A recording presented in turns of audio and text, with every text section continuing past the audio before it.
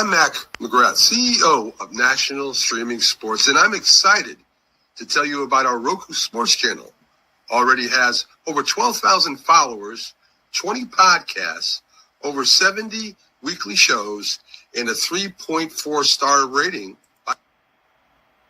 Our channel is anchored by great morning shows, afternoon shows, and nighttime shows with great shows in between.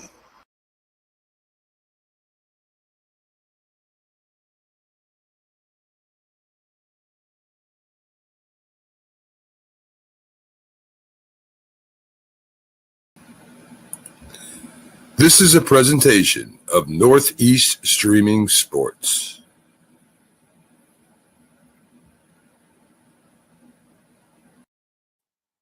Good morning. Welcome to the Mac and Jack Sports Show.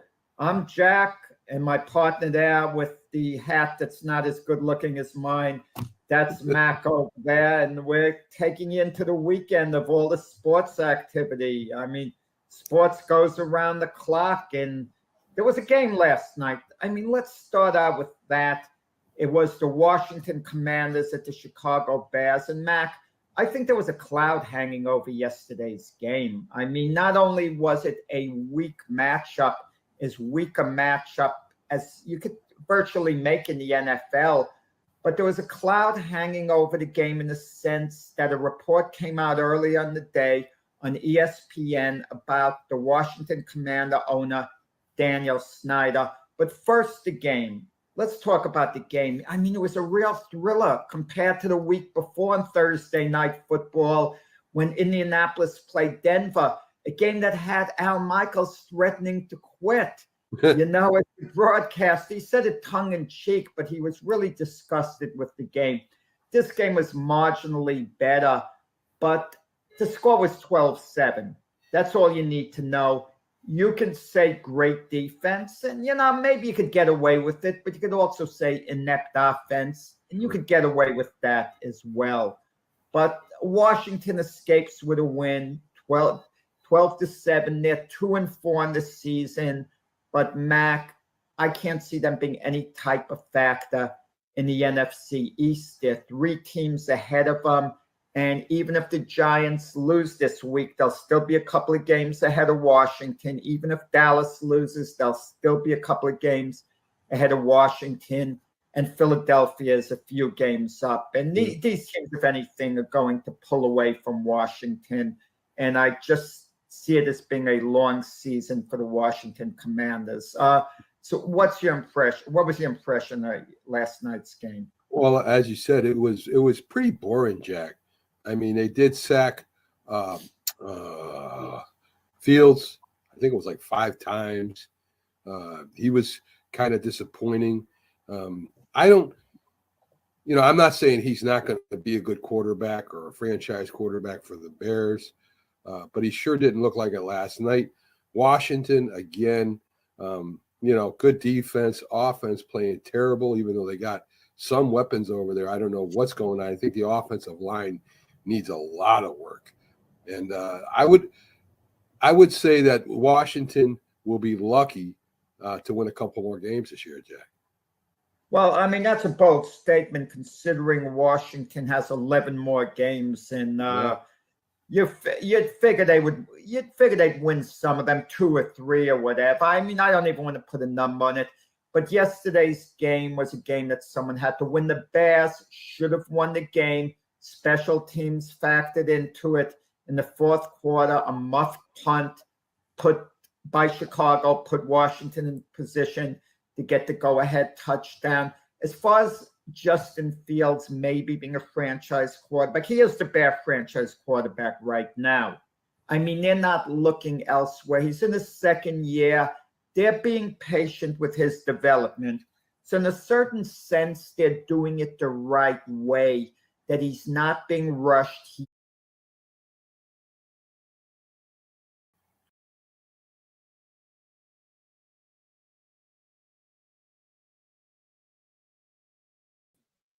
Good old Mac. Good morning, Jack. I pulled that plug for you. Who would have known that he's your guys' quarterback now, Justin Fields? I had to give you a throwback with Mac there. Good morning from Mac and Jack. Sonja, and this is Jack. Well, for those listeners out there, I had no idea what Sonja was doing with that throwback, but it's always good to see Mac, and that was on tape delay. That took place a while ago, obviously, with Mac and myself. But it's always fun listening to these past tapes, how things were at the time and how they turned out, and talking about Justin Fields maybe being the Bear franchise quarterback. Who would have thought he's now the Jets starting quarterback, and yet Your team. in between with Pittsburgh. So we don't know whether he's going to be the Jet franchise quarterback or not. That remains to be seen. But Yeah. Washington wasn't good the rest of that year, and they went number 2 overall in the draft, which allowed them to pick Jaden Daniels. So that's how it turned out. Yeah, definitely had to start us out there. Of course, download the Roku app so that you too can be in the know when we're live here. Of course, having a great morning here on this Wednesday, May 7th, 2025. And of course, all our shows this week have been in honor of Mac, our creator, producer, host extraordinaire, and longtime friend of Jack's, Keith's, and of course, myself and so many others. And we continue to pray for Miss Linda and his family and friends. All right. So Jack, in true Mac style, he'd want us to continue on with the show. The show In true Mac style, I know what Mac would start off with. He would start off with the Knicks Celtic game.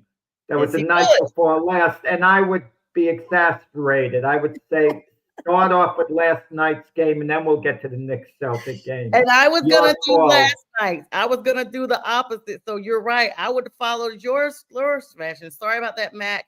I would have followed last night's game and then retract back since we hadn't seen each other. But, we could go ahead and start with the Warriors. We could start with that game. That's the most recent game, like you said there, Jack.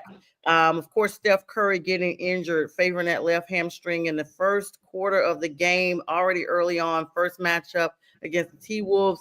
Draymond Green and Jimmy Butler do stand up in the gap. 99-88 Warriors go on to win their first matchup.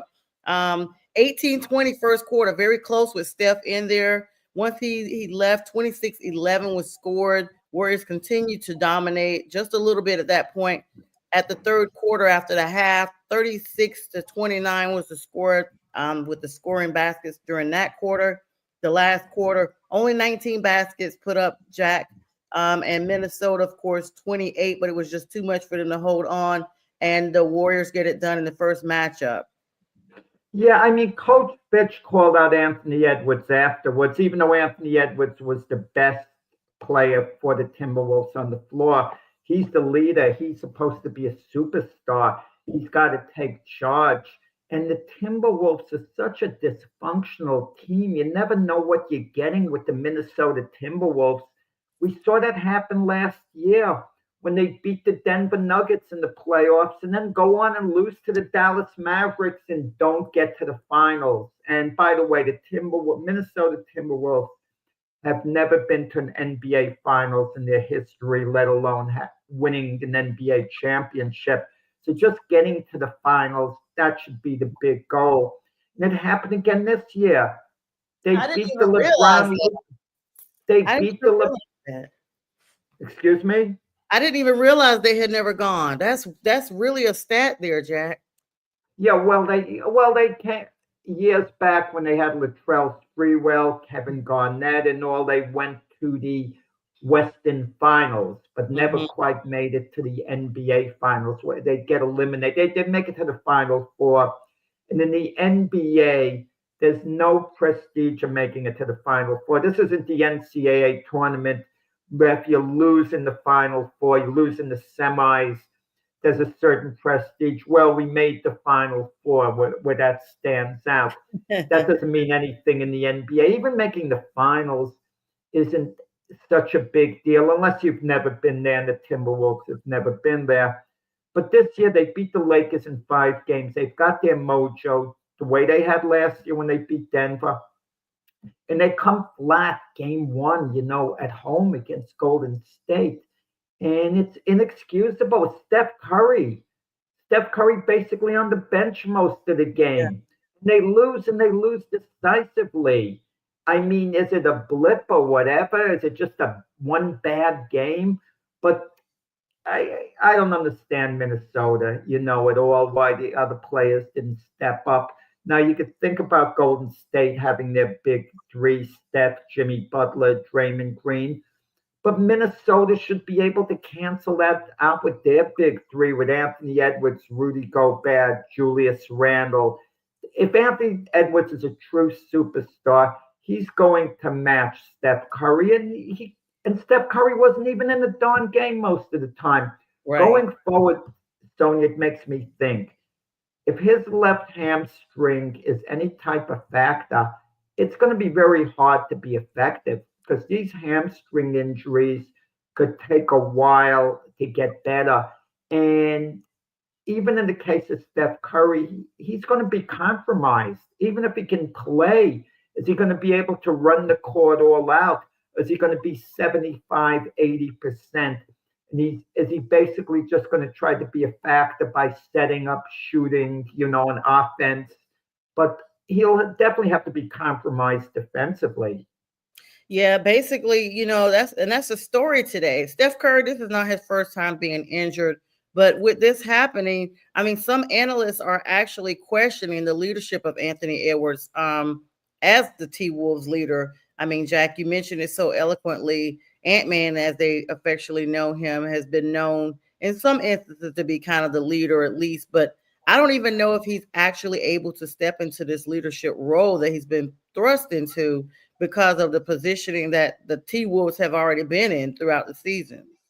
I think he accepts the responsibility. Don't get me wrong.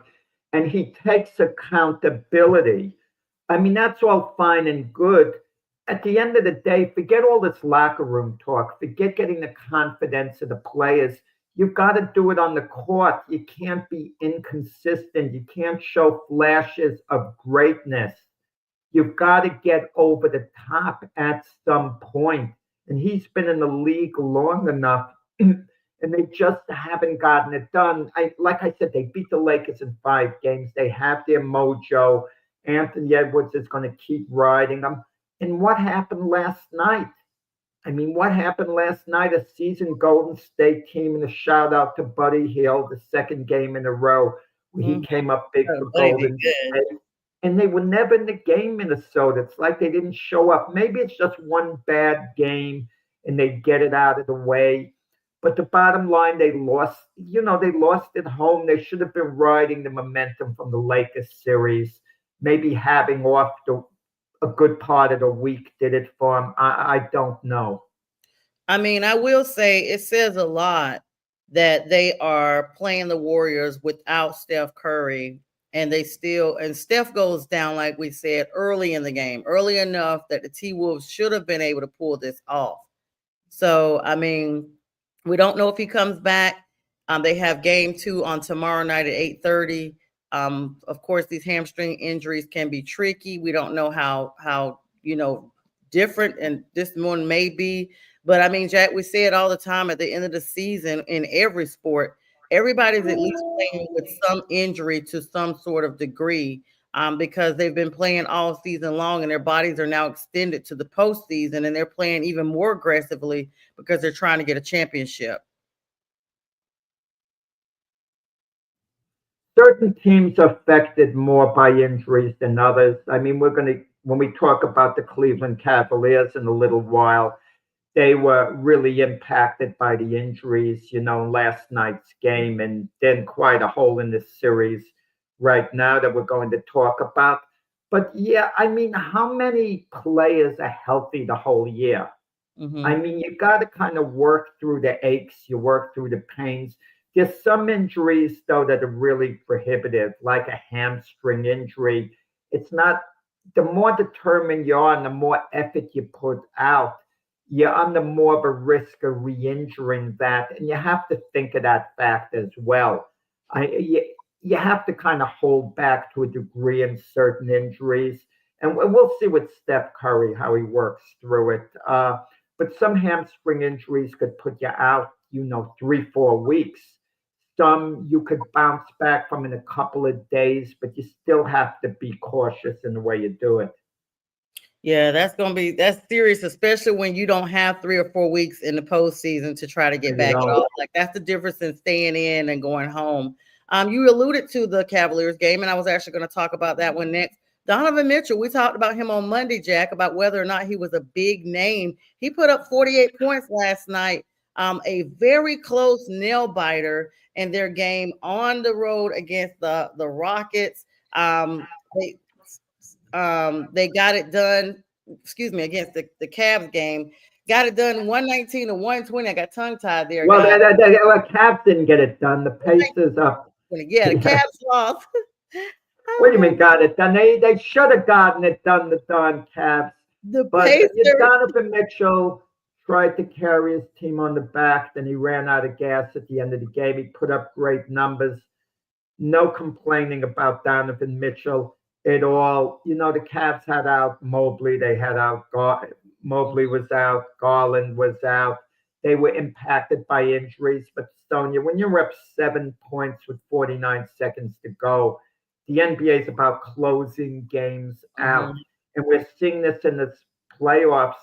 How many of the teams are not closing games out that they should? We saw it a couple of nights ago with Denver beating OKC when OKC couldn't close the game out. We saw it with Boston and the Knicks, where Boston had a 20-point lead in the second half, a 14-point lead, I think, entering the fourth period, and they couldn't close the game out.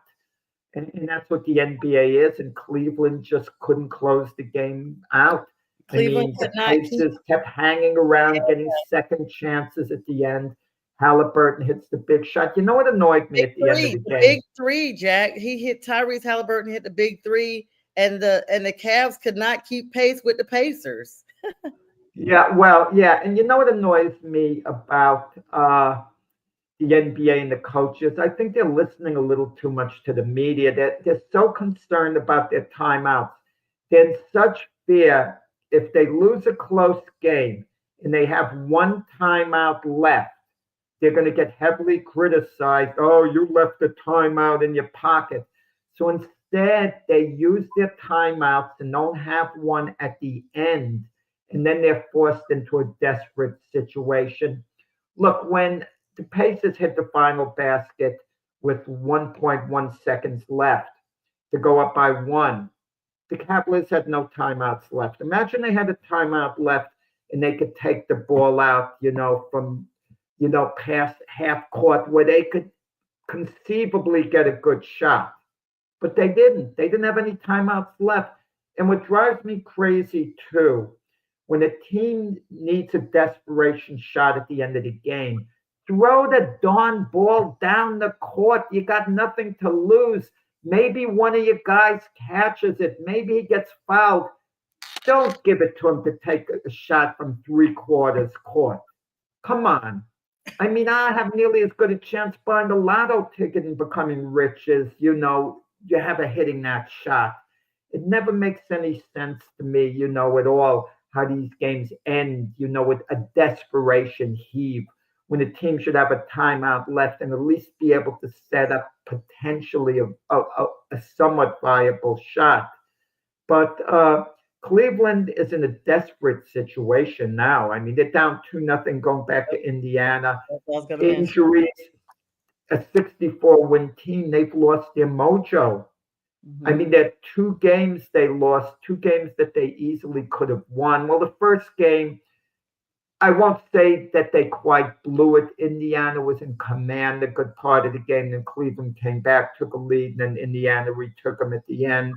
But last night, leading the whole game, I mean, it seemed for sure that they were going to win.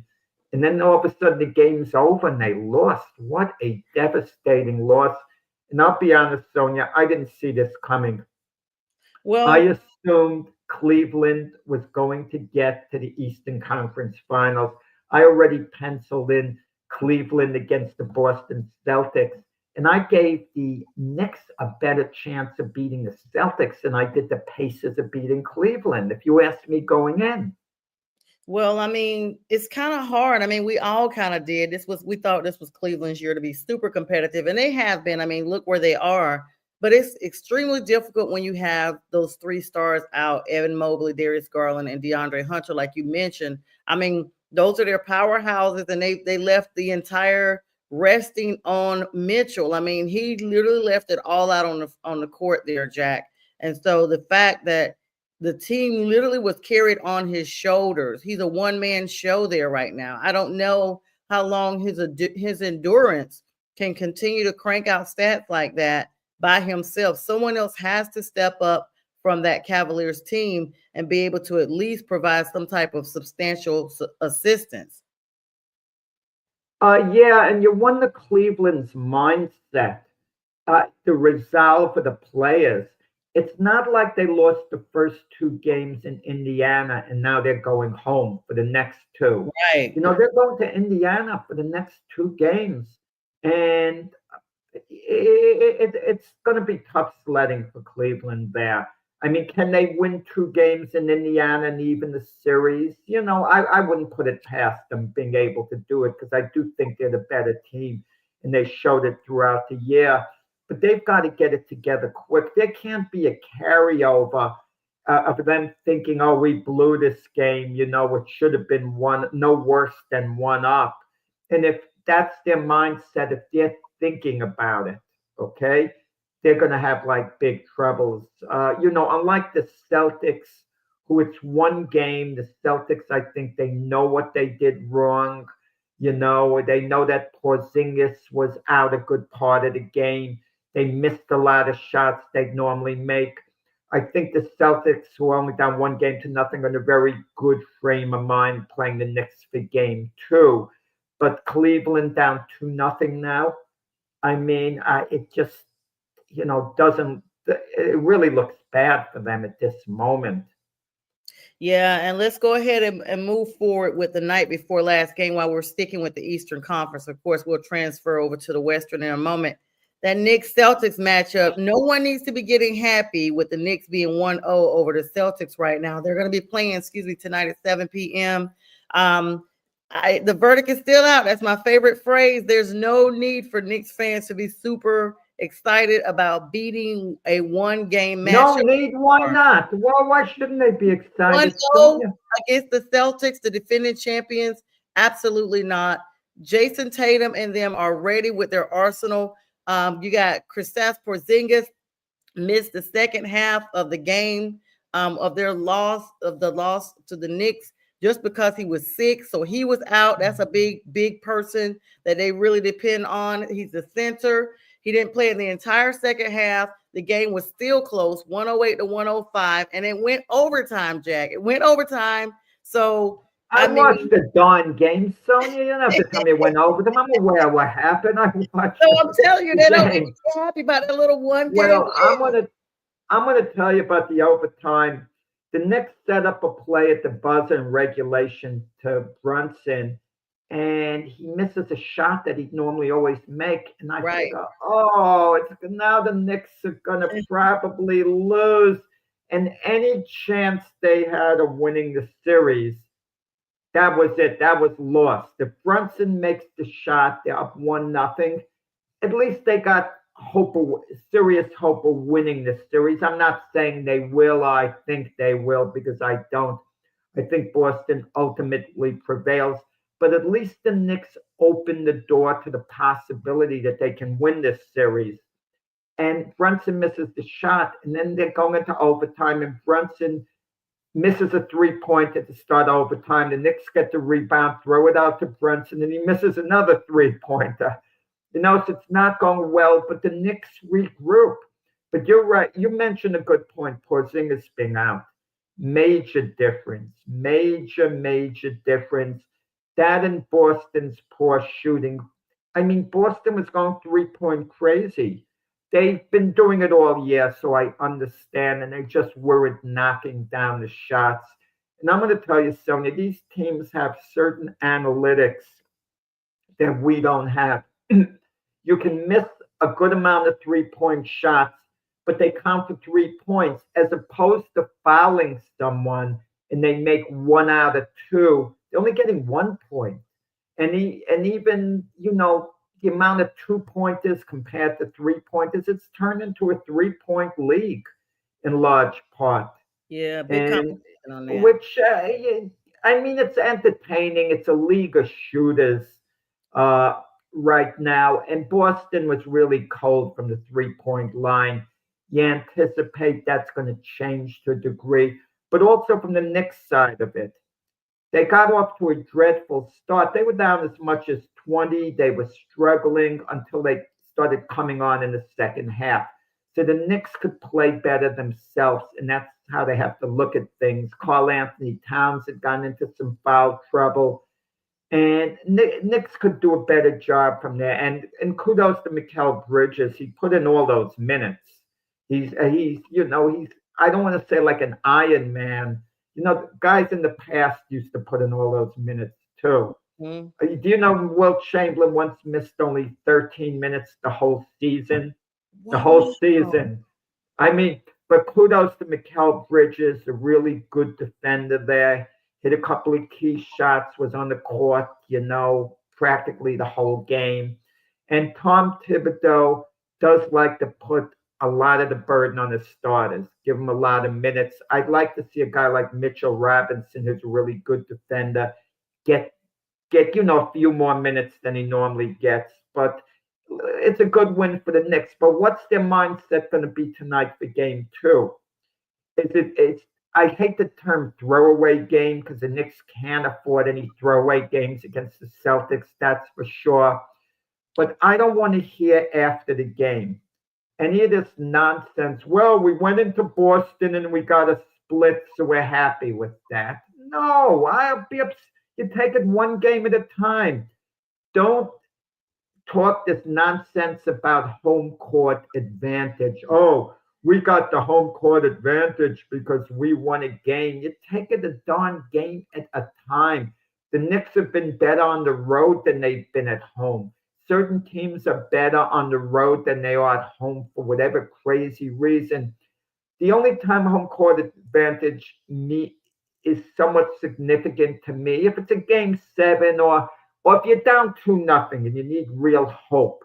Then you're going home and you're thinking, okay, we're down 2-0, but we're going home, and it gives you a lift. That's why I'm pessimistic about the Cavaliers. They're going to Indianapolis down 2-0. If they were going back home to Cleveland, I think that would give them a boost that they're not getting. Yeah, definitely. So you brought up a couple of things I want to plug in. We're in a 3-point competition because I blame Steph Curry. He's the one making these shots from the locker room almost. There's a video clip of him, Jack, that he's coming out of the tunnel and he throws a shot just playing around. He's coming out of the tunnel onto the court. He throws a shot from the tunnel entranceway and it goes in, Jack. It goes in. I blame Steph Curry. I love him. He's one of my favorite players. But that's where we're going with this. But with the Knicks game, the matchup with them, Jason Tatum, 23 points, 16 RPGs, of course, averages 6 points. But like you said, it was a 3-point frenzy. These teams were neck and neck. Rebounds, 59% for the Celtics, 49% for the Knicks. And it was neck and neck with assists, 18, 19%, 105, 108 is what it came down to. Also, Sam Hauser was out, their reserve. He was out as well, so they depended on him. But we'll see tonight at 8 o'clock. This matchup, not 8 o'clock, 7:30 tonight, 7 o'clock tonight. We'll see what matchup it is. I want to make a joke real quick.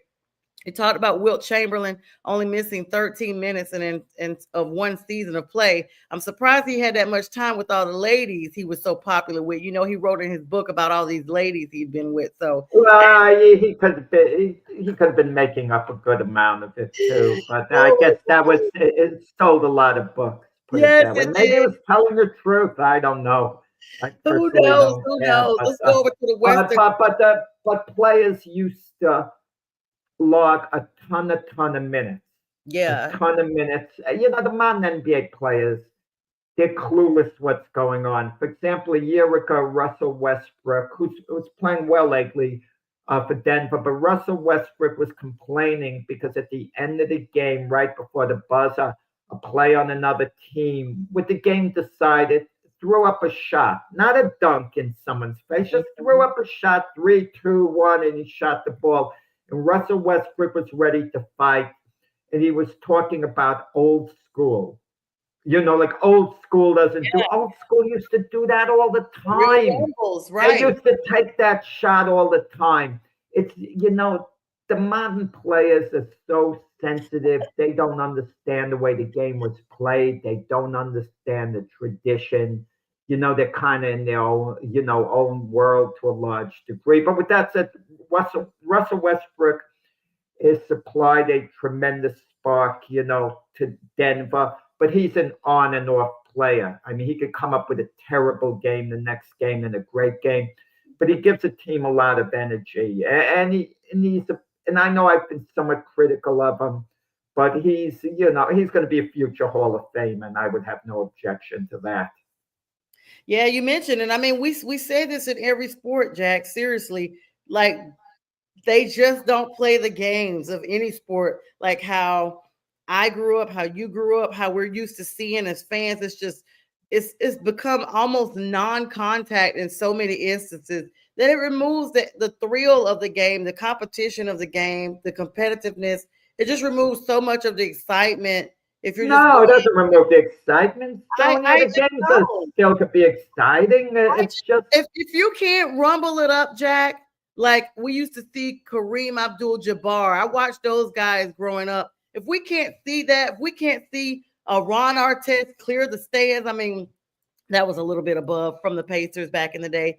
I want to see that. I don't want to see these come by y'all moments. Let's just you take a shot, and we just dap it up after the game. I want to see some real physical action, Jack. Well, you don't have basketball at its finest plays like the pick and roll. I mean, sometimes teams execute good passes, but it's like a run and gun league, up the court, shoot, like fast. Same thing. They're like robots in a way. Just shooting the ball. And that's why when we put together an international team to play some of these teams in Europe, I think we'd be much more talented then. They know how to play as a team. So the United States, even when we win tournaments, Olympics, we're always troubled. We're always pushed. They're always close, tough games because those teams overseas know how to play as a team. Know how to execute. And here we're just up and down the court, taking 3-point shots, and it's what it is. But I don't really care to talk too much about philosophy because it'll kind of drive us crazy and bores the heck out of me. Yeah, speaking of boring the heck out of us, let's not really, but kind of really. Let's switch trajectories here to this OKC Thunder. Now they had home court advantage throughout most of the playoffs, but on Monday night they failed to take advantage of that, home court advantage because they were downed by the Denver Nuggets, who, with their new coach at the helm, after all the little mayhem with them in Game 1 of the Western Conference semifinals, 121-119. The problem here, Jack, is during their series opener, their outcome was influenced by this one bad decision, or at least I'll say questionable decision. They intentionally fouled. The Thunder blew this game. I don't know when players, I don't understand this analogy of intentionally fouling with few seconds left, 11 seconds left in the game. And they are up by 3 points, Jack. Right after a dunk by Shai Gilgeous-Alexander, they get Nikola Jokic. He's out on the sidelines, of course. No timeouts in their pocket. They opted to foul in an effort to, quote, play it safe to avoid an opportunity for Denver to tie up the game. And it was detrimental, Jack. You make a great point, Sonja. A classic case of overcoaching. Trying to analyze everything like with a fine comb. Well, if we do this, we do that.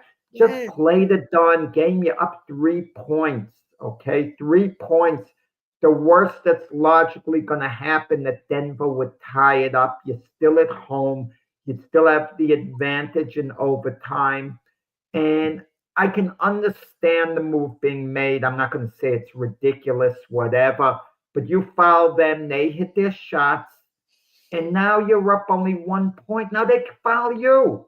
They Yes. foul you. I was And you so make only one frustrated. out of the two, and now where were you at? Now you can't foul Yes. them the next time. They still have a few seconds left, and they hit a shot, and it's over like that. It's over like that. And you could say Denver stole the game, or you could say OKC gave the game away. And once again, what did we say Believe it. what did we say in the beginning of the show? The NBA is about closing games Right. out. And we've been seeing it all series. I mean, I think I would rather get a butt whipping the way the Timberwolves got than to give the games away. Cleveland gives the game away at the end. I mean, Denver gives, OKC gives the game away to Denver at the end of the game. Close the darn game out. You don't overanalyze it that much. I mean, they I mean, left. we see it with clocks running down too, Sonja. Mhm. Another thing that drives me crazy, at the end of any period, a team has the ball supposedly for the last shot. They have it with 20 seconds left. Rather than take a good shot, try to create something on offense, they're dribbling the seconds away and they rarely get a good shot off. Rarely. Why waste that time? What are you scared that the other team's going to get the ball back? Try to get a good shot yourself, and if you don't make it, so be it. Then get back on defense. I just don't understand the workings sometimes. Yeah, I mean, they had their powerhouse out there. Of course, they had Jamal Murray, Russell Westbrook, Christian Braun, Peyton Watson, and Aaron Gordon. I mean, those guys were already in place. By doing this with so much time left on the clock, like people look at 11 seconds like it's not a lot. It really is when you're talking about a game, especially of a high-powered offense and definitely a high-powered defense on both sides of the ball. And leaving it out there, they allowed them to bring in their star, Denver star, who had already had 42 points and 22 rebounds. So he was already playing at a high velocity the entire game. This left that opening out there for Denver to be able to take this one away. So I don't know, like you said, Jack, if you want to look at it as a steal or not. We don't know what would have happened if they hadn't fouled. Like you said, it was already a close game. It could have been tied and gone to overtime regardless. But these two teams will be going at it again.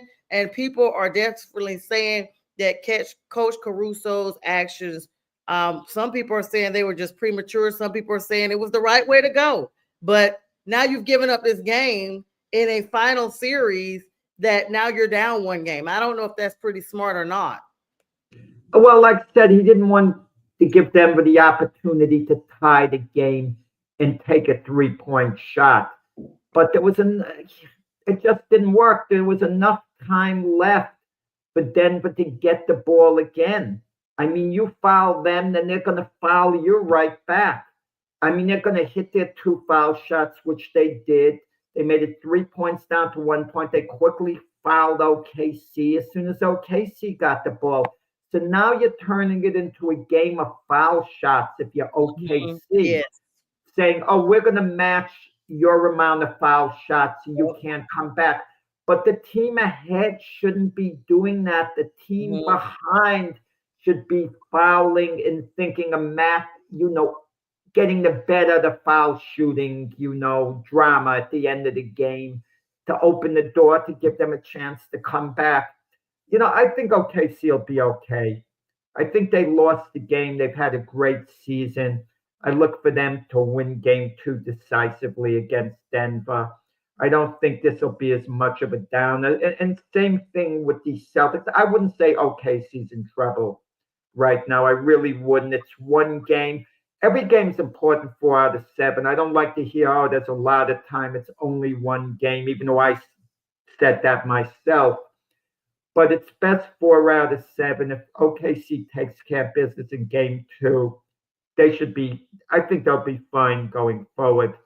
But Denver's got the pedigree. Aaron Gordon's been hitting the big shots. Murray, Jokic, arguably the best player in the game. Yeah, and I like how, and I mean, we see this all the time. I mean, is it a strategy, Jack, that when teams do foul, they try to maybe pinpoint somebody that is not that good at free throws? Because Shet missed both of his free throws. And so people have, kind of said, oh my gosh, that may be an issue as well.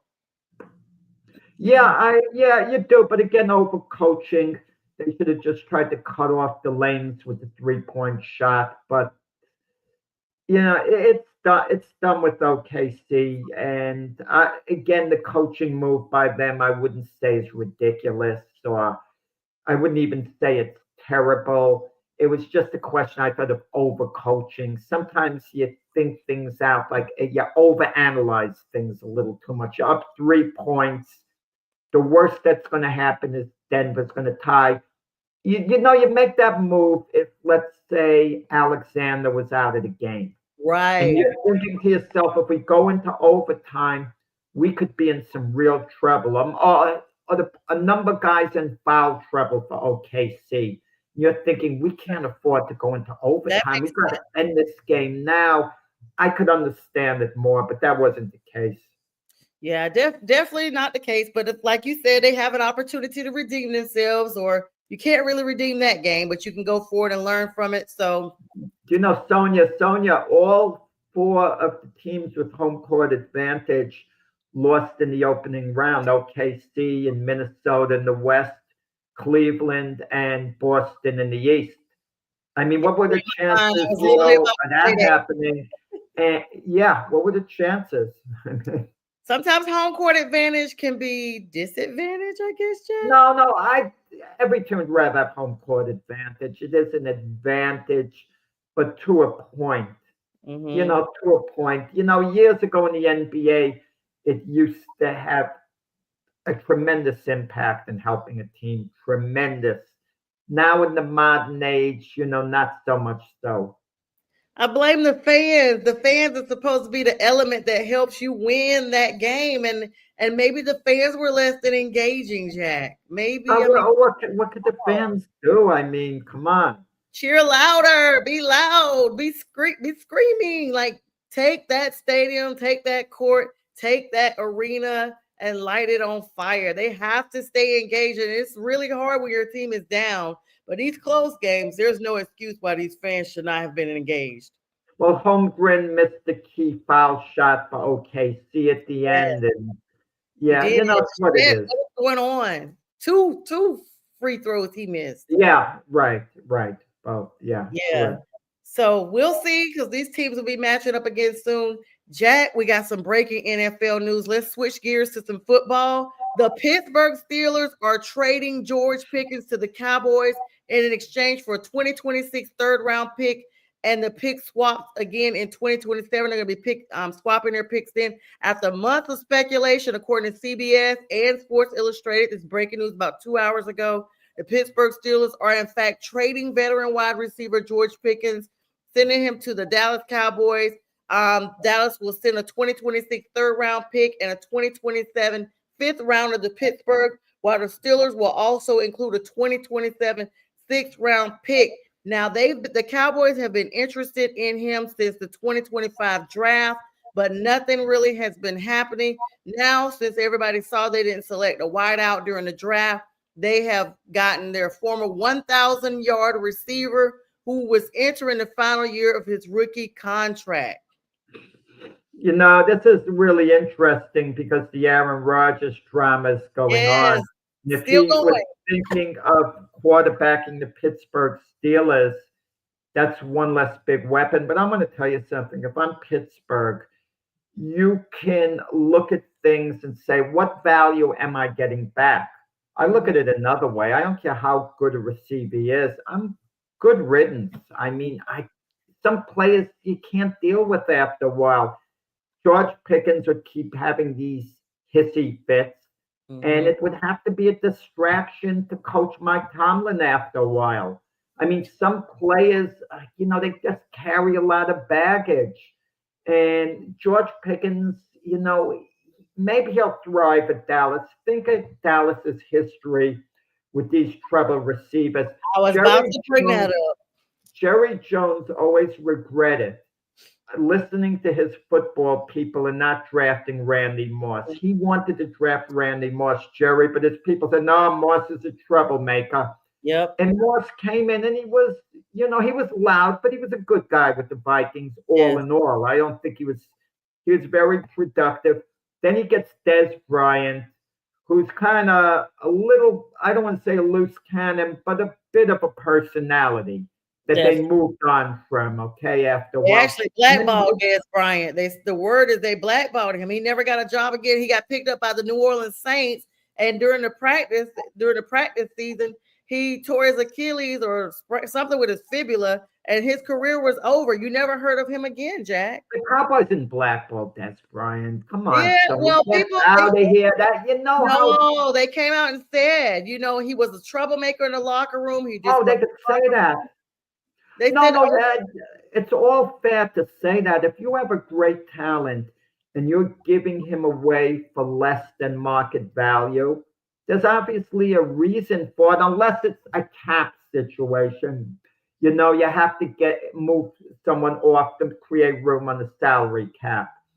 But and then they had Terrell Owens, the Cowboys, and they had to get rid of him. And Stephen Jones said, he's not a bad person. He's okay. He just can't help himself.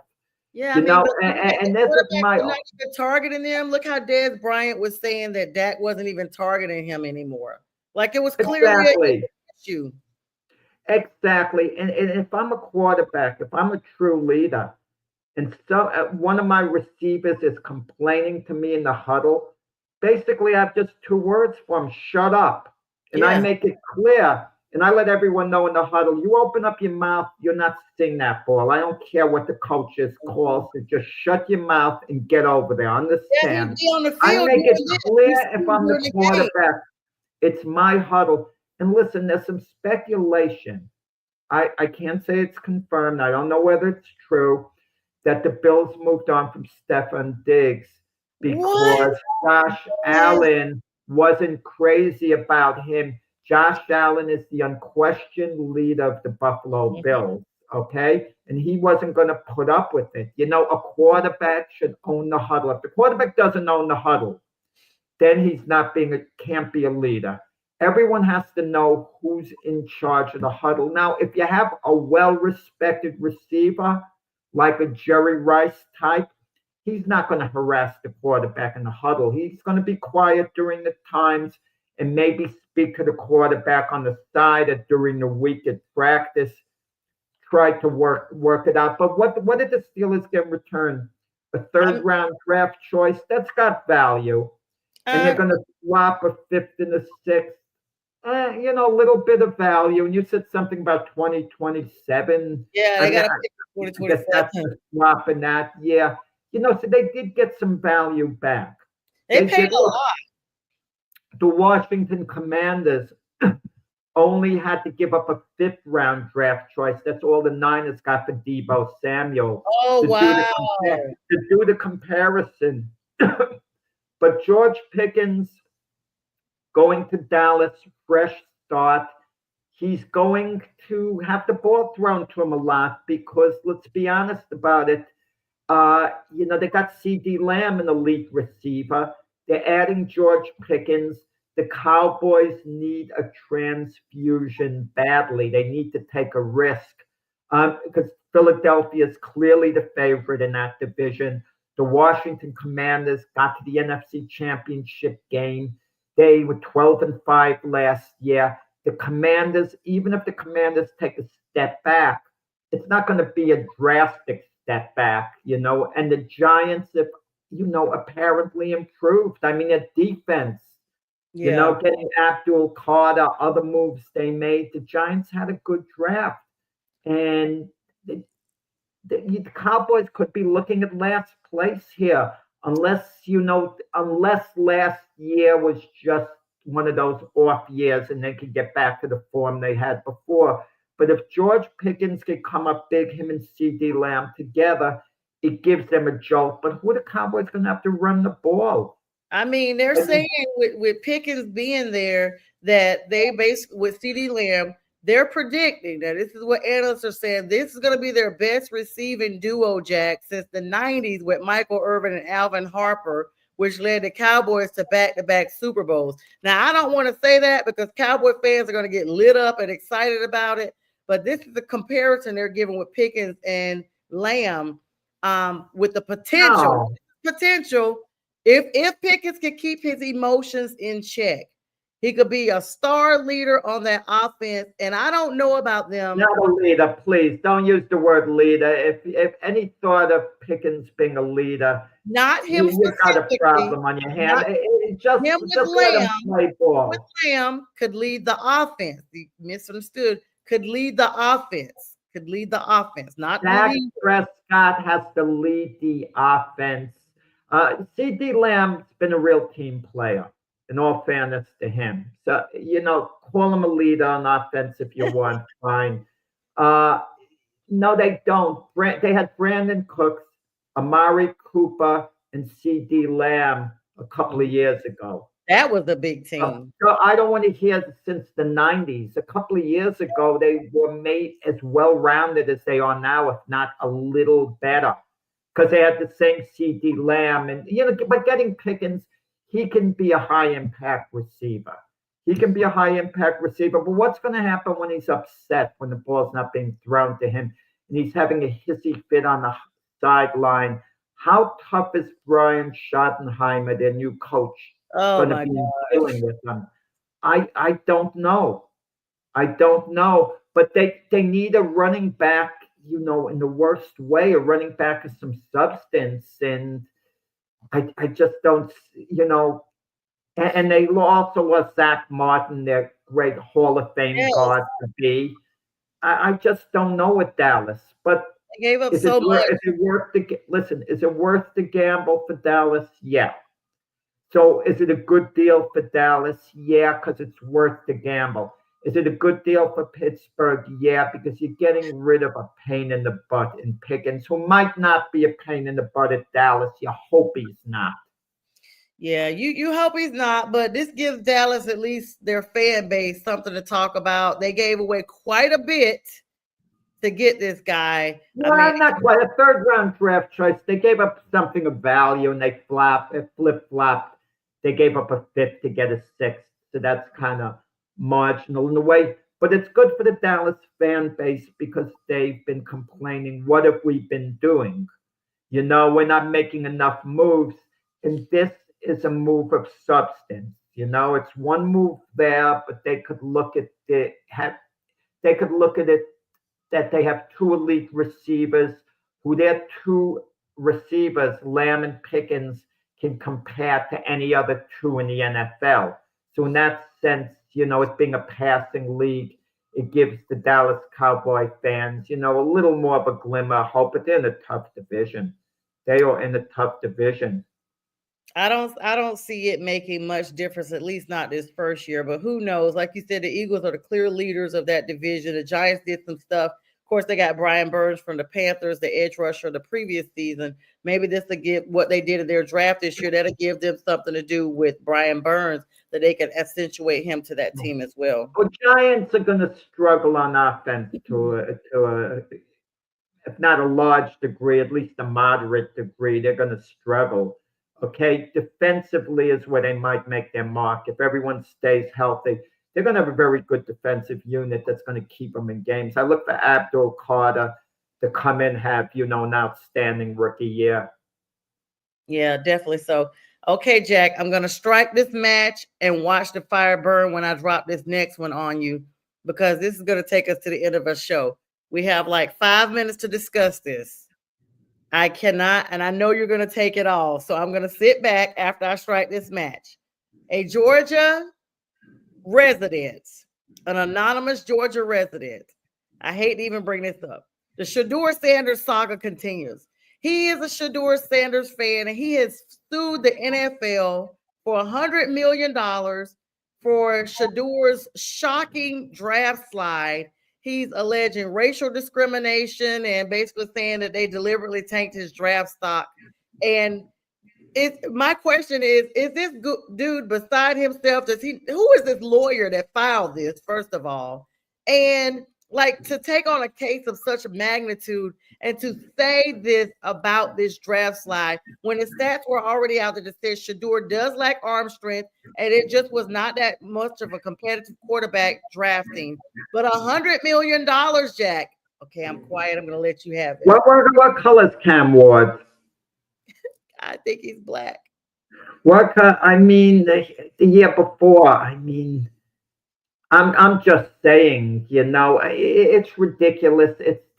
I hate dignifying it. You brought it up, so it's on CBS News. I'm kind of. You think I could go off 5 minutes about everybody's talking about it. Everybody's talking about some idiot putting something out there and suing. I mean, who has no $100 million. He has no chance of winning his case.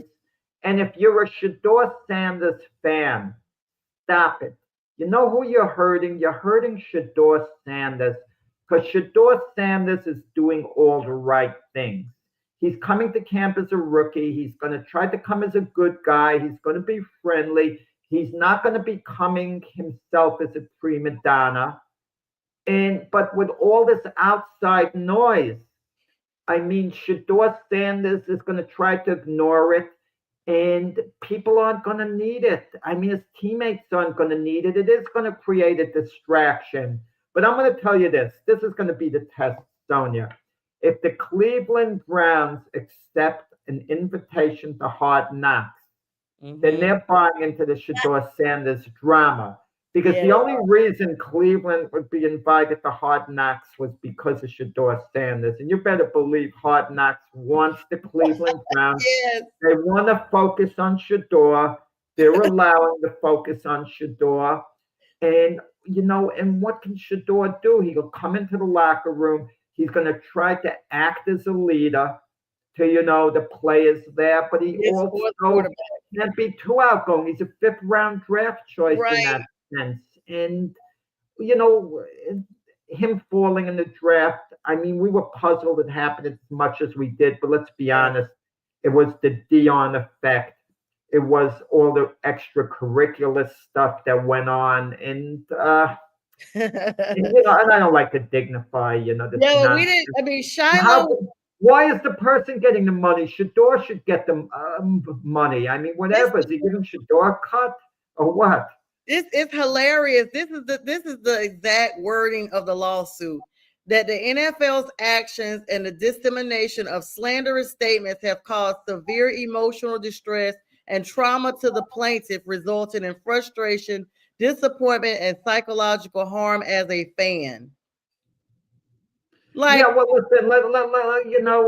one of Quinn Ewers fans too. He went past Shador. He went in the 7th round. Right. And Quinn Ewers' agent said, the quarterback of Texas, who held off Arch Manning for a couple of years, who's had a ton of success in college, went to the Final Four this year in the college playoffs. According to Quinn Ewers' agent, teams said they didn't pass. They passed on Quinn Ewers because he was too good to be carrying a clipboard. They didn't really want to take him. He's too big a name to just be a backup the whole time. I mean, it happens in the NFL. I mean, the slide with Shador Sanders 5th round. No one could see that coming. Not 5th round. Yeah. But I'm like, how is it you as a fan are so bothered by this of a college player coming into the league that you would sue for emotional distress? This is crazy. They're not bothered, Sonja. Don't you understand? These social media idiots just want to get attention. They want to get a bang out of it. That's all it is. He's anonymous, Jack. That's all it goes. And he got what he wanted. He got all this attention. No chance of collecting anything in this lawsuit. He'll be revealed at some point. It'll come out. You know what I would like to see? You know what I would love to see, Sonja? In a sense, sometimes the NFL countersuing and using all their wealth and resources to bring this guy out who maybe has very little money to Yes, his name, probably. and force him to hire attorneys and this and that and try to sue him for defamation. Yes. Okay, I mean, whatever. Weed them out. Weed them out. Jack, it's been a great show as always. I knew that would get your attention. We thank everybody for the likes, loves, and views. Jack and I will see you again on Friday morning, same time. And we got a lot of shows throughout the day. Stay tuned for National Streaming Sports. Good day, everybody.